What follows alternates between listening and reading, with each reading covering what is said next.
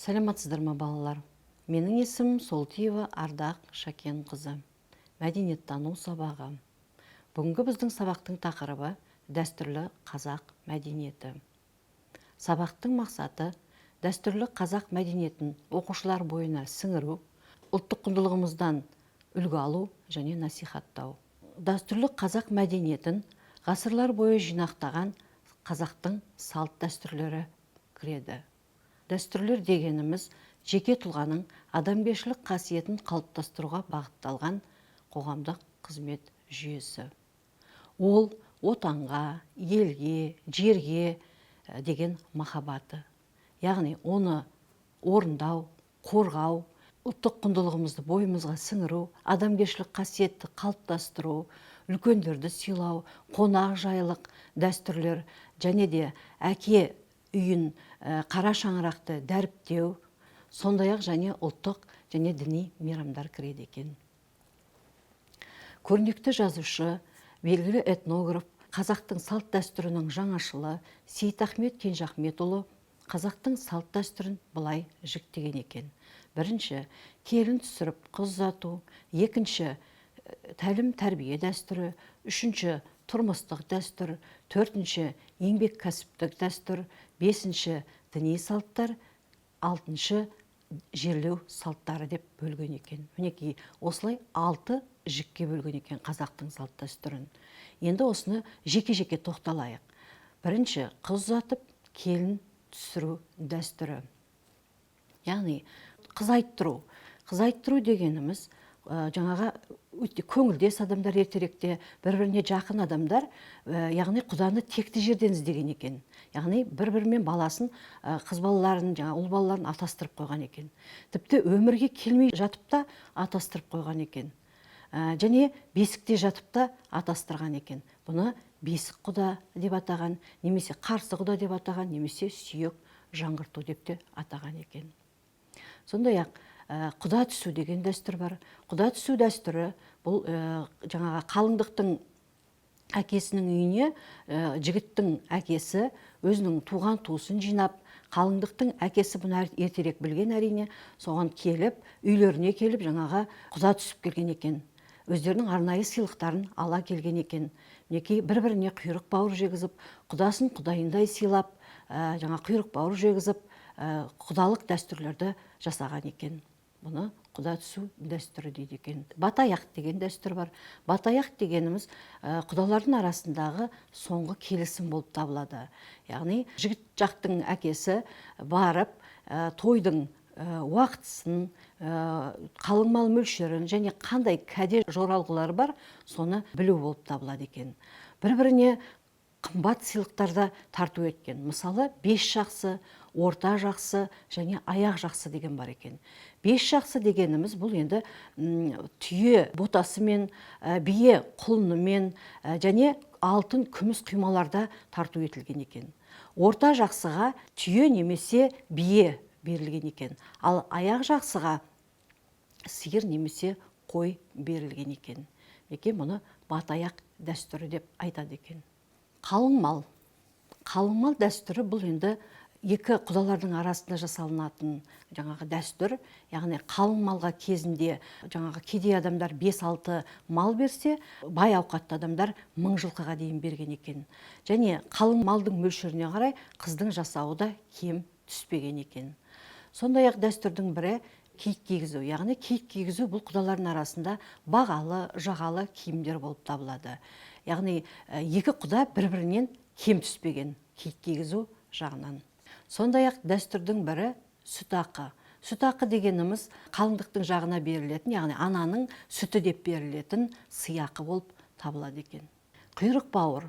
Құйрық бауыр рәсімі бұл енді құдалар арасында жасалынатын қонағасы болып табылады. Яғни бір-біріне құйрықтай бір-бірімізге сіңісіп, бауырдай болайық деген ниетпен жасалған дәстүр. Яғни құйрық бауыр сатып, арты үлкен тойға ұласқан екен. Бұны құйрық бауыр дәстүрі деп аталады.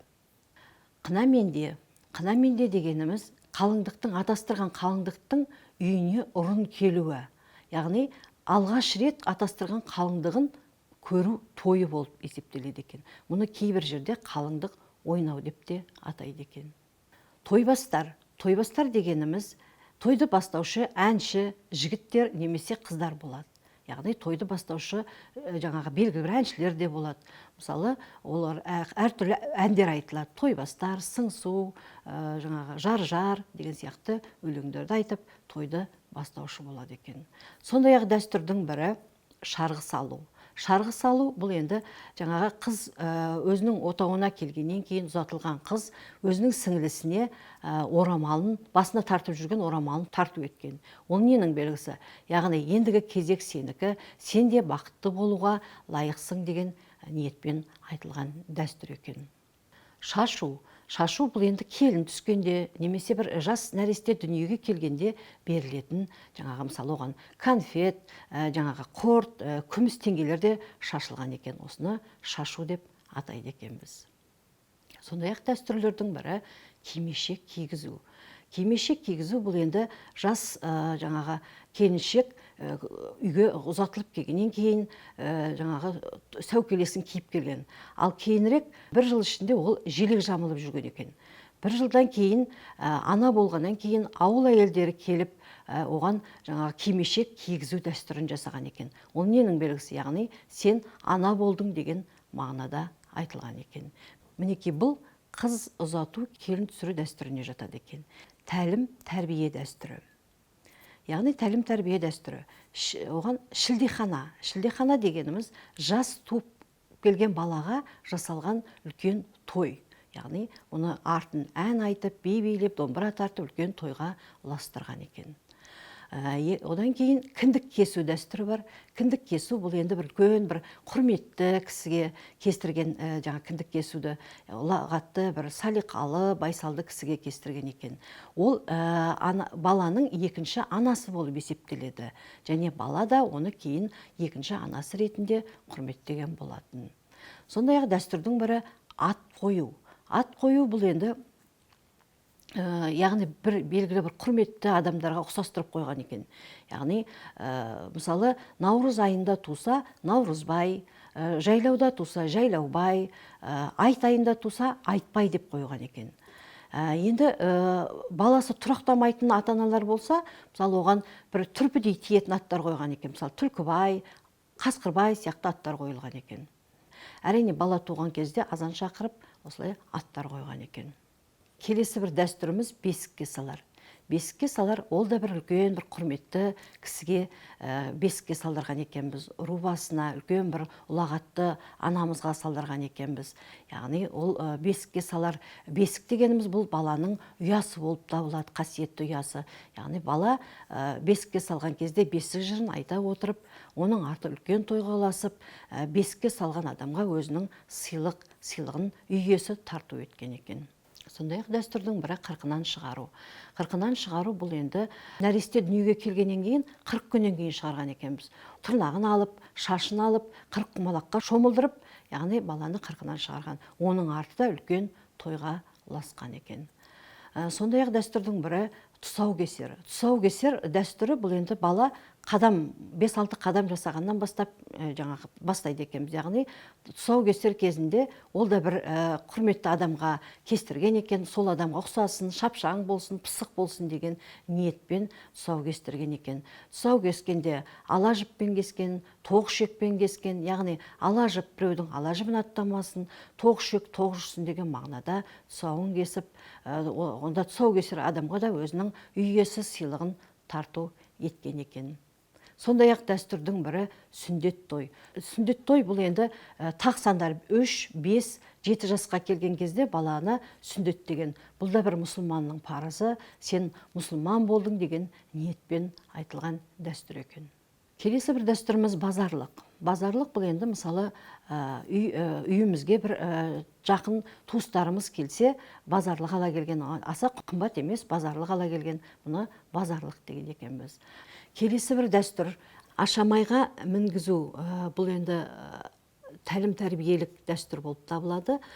Бала 6-7 жасқа келген кезде атқа отырғызып, қолына қамшы беріп, сен жігіт болдың деген мағынада айтылған дәстүр болады. Оған ата әжесі бата беріп, оның арты үлкен тойға ұласып, ол да бір тәрбиелік мәні бар дәстүр болып саналады. Енді келесі дәстүріміз тұрмыстық дәстүрлер, яғни аманат. Аманат дегеніміз бұл бір затты, қымбат затты көзіміздің қарашығындай сақтау. Яғни аманатқа қиянат қылма деген мақал осыдан шыққан болар.